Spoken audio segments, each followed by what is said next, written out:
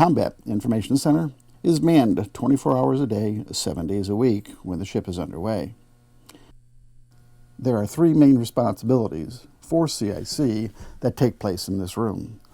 The air picture, what happens for hundreds of miles around us, what's going on the surface, being able to track and report all surface contacts within 30 to 40 miles, and then lastly, what's going on below the waves, in other words, submarines.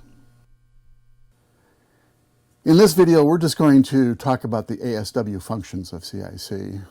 When we first panned across the room in the opening, you saw the air section, and then where I'm standing now in the middle, the ASW part, and then further on left is the surface section, which we'll cover under another video. But back here in the ASW area, the main pieces or parts are this large plotting table that we'll get into a little bit detail here. It's called the NC2 plotter.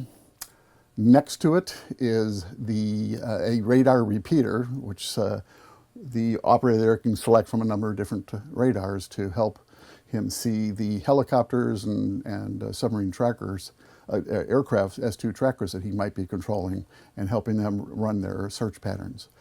And then behind the plotting board here, we have a couple of status boards to basically convey a lot of information to the supervisor and the CIC watch officer about the ASW picture.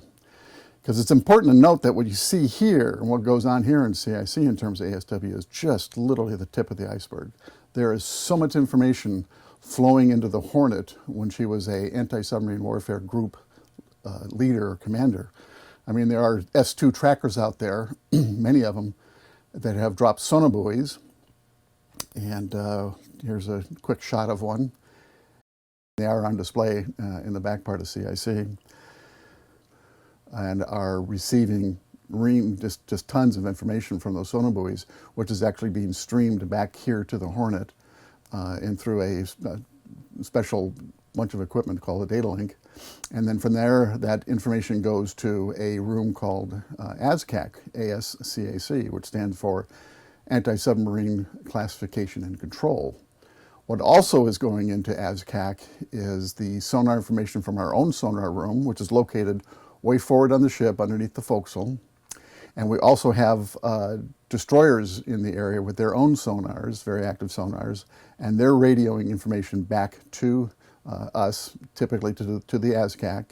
And then there's also helicopters that have got sonar basically on the end of the cables that they can dip their sonar and listen. And all that information is being sent over the data link back to the ship. You gather all that stuff together and it would overwhelm CIC if that was coming in raw.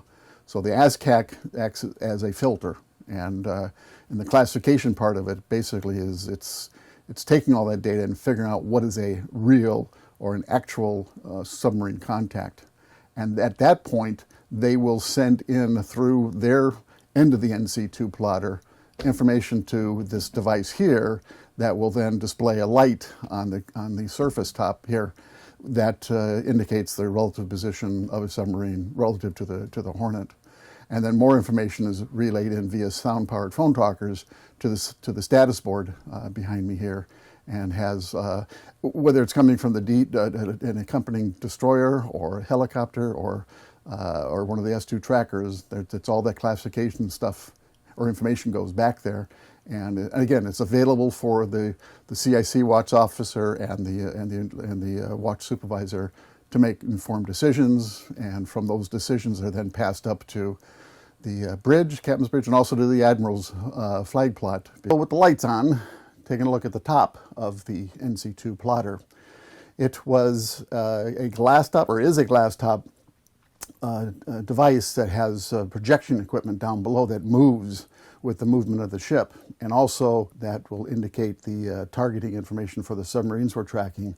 Those also move independently of the movement of the Hornet, so it's quite an operation down below, especially when you consider this thing was made, designed and manufactured in the mid-1960s, so no computers, at least not digital ones, were involved in making this thing work. Now as we pan from the NC2 plotting table over to the right, put a little light on this. This is a radar repeater that a radarman would be using to talk to and control the movements of our helicopters or S2 trackers and assist them in handling their searching patterns for dropping their sonobuoys or dipping their sonars. The picture on the screen, this is what a surface search radar would look like back in the day. This particular picture is the ship going through the Straits of Gibraltar. The large area on top is Spain and the Rock of Gibraltar, and the white coastline to the bottom, south of that, of course, is Africa. And the last thing is, panning up from the radar repeater is one last status board, which shows the formation of ships that are working with Hornet. Hornet would be in the center there, and the ships around it. Those boxes you see drawn around the ships are basically their search areas. As we conclude this brief video about anti-submarine warfare operations in CIC on the USS Hornet, we thank you for watching. And please come back next week as we explore another part of Hornet operations and life on board.